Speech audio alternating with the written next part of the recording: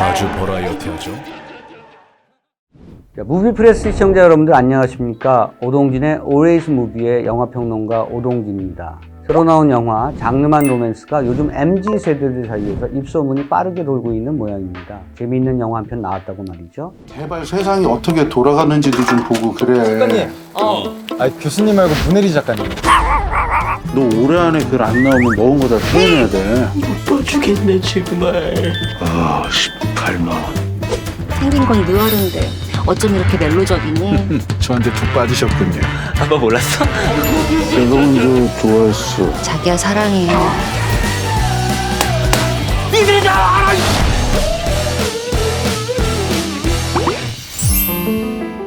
어떤 친구들은 이 영화가 극한 직업의 흥행 수치를 이을 것이다 이렇게까지 보는데요. 글쎄요, 전문가들은 현재의 극장 상황, 코로나 여파, 미디어 환경 등등을 고려할 때 그건 좀 불가능하다고 보고 있죠. 한 2년 사이에 영화를 둘러싼 환경이 크게 변한 거죠. 자, 근데 왜 극한 직업 얘기가 나오느냐? 이 영화 장르만 로맨스에도 유승용이 나오기 때문입니다. 아마도 연상작용을 하는 셈이겠죠. 그런데 유승용이란 배우 이번 영화에서도 꽤나 웃기고 울립니다. 아마도 이 사람만큼 슬랩스틱 코미디에 대해서 일가견이 있는 배우는 없다는 생각이 듭니다. 평소 찰리 채플린을 보고 많이 연습하는 게 아닐까 생각되는데요. 이번 영화에서 유승용은 영화가 늘어질만 하면 넘어지고 자빠지고 부딪히고 떨어지고 합니다. 드라마를 제대로 끌고 가죠.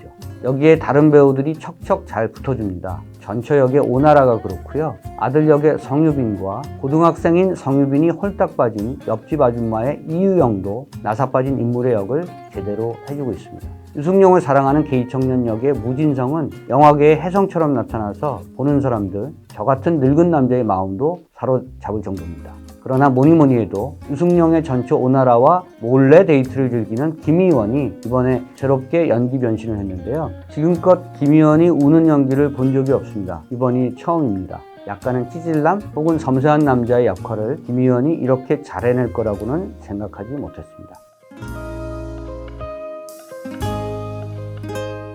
자, 영화 장르만 로맨스는 알고 보면 장르는 로맨스인 영화입니다. 로맨스 장르가 아닌 척해도 사실은 뼛속 깊이 로맨스 영화인 것이죠. 그런데 영화 속에서 펼쳐지는 로맨스들이 심상치는 않습니다. 동성애가 나오고요. 청소년의 일탈 행각이 마치 일상처럼 아무렇지도 않게 나오고 있습니다. 예컨대 아들인 성유빈이 고등학생 여친과 헤어지게 된 것은 이 여친이 다른 남자의 아이를 임신했기 때문이다 같은 설정이 있는 거죠. 발칙하죠. 여러분들 조은지 배우 아시죠? 도발적인 느낌의 여배우였죠. 조은지 배우가 이 영화 장르만 로맨스를 연출했습니다. 조금 연결이 되시나요? 자, 옆으로 새는 감이 있습니다만 조은지 배우이자 감독에 대해서 잠깐 설명을 좀 하고 가야겠습니다. 2001년에 임상수 감독의 눈물이 저는 이 여배우를 처음 본 작품입니다. 가출소녀로 나왔었죠. 20년 전이니까 조은지가 딱 20살 때였던 것 같고요. 이후에 작품을 많이 했습니다. 이무영 감독의 철없는 아내와 파란만장한 남편 그리고 태권소녀 같은 작품이 초기작이었고요. 그때 그 사람들에서 박정희의 술시중을 들던 여대생 역 기억하시죠? 썬댄스 영화제까지 나갔던 김태식 감독의 아내의 애인을 만나다, 임순례 감독의 우리 생애 최고의 순간, 그리고 그 이후에 후궁 제왕의 첩, 게으름치는 완벽한 방법, 그리고 제가 다시 한번 만났던 영화 선샤인 러브 등에서 조연 연기자로서 톡톡히 한 몫을 했었죠. 죽지 않는 인간들의 밤부터 서서히 스텝, 각색자로 이름을 올리기 시작했고요. 단편 2박 3일은 연출자로 이름을 올린 첫 작품입니다.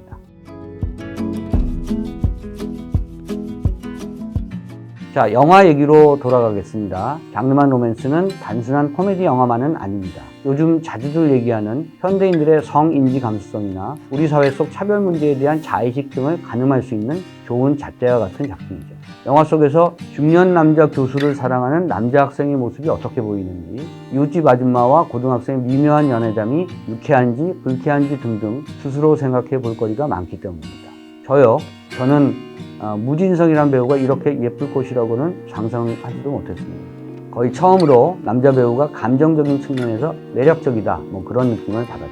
제가 좀 평소에 이성애, 동성애 등등의 편견이 전혀 없는 사람이긴 하죠.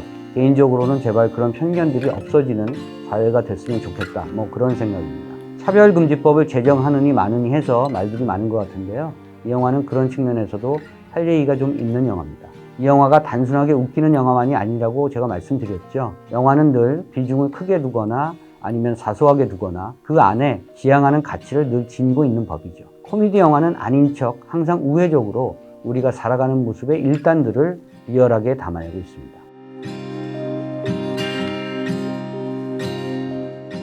자, 어쨌든 장르만 로맨스는 이러한 얘기입니다. 학교에서 작가론을 가르치고 있는 중년의 교수 유승룡은 이혼남입니다. 전처인 오나라와 두 번째 와이프인 유영경과의 사이에 각각 아들과 딸이 있죠. 문제의 고등학생 아들이 오나라와의 사이에서 낳은 아이입니다. 유승룡은 한때 유명한 작가였습니다. 그러나 책이 나온 지 7년이 지나는 동안 그의 노트북 MS 워드의 A4에는 단 한 줄의 글도 나아가지 못한 상태죠. 낚시나 다니고요. 술만 마시는 일상이죠. 지금 와이프, 그러니까 류영경은 어린 딸을 데리고 미국으로 간 상태입니다. 그러니까 유승룡은 현재 기러기 아빠인 거죠. 전처인 오나라는 툭하면 그에게 전화를 해서 오라 가라 합니다.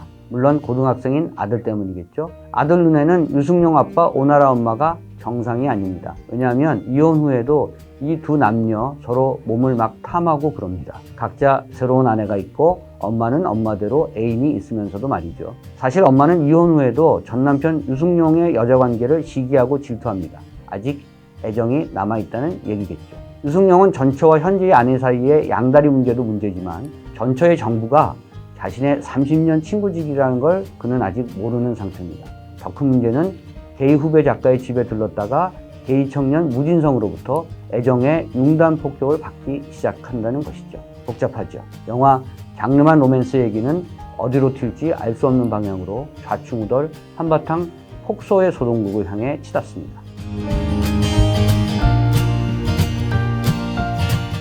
자, 여러분들은 영화가 어떤 결말로 갔으면 좋으실까요? 유승룡이 전처와 다시 합친다? 현재 아내와 행복하게 산다? 게이 청년과 새 인생을 시작한다? 아무려면 어떻습니까?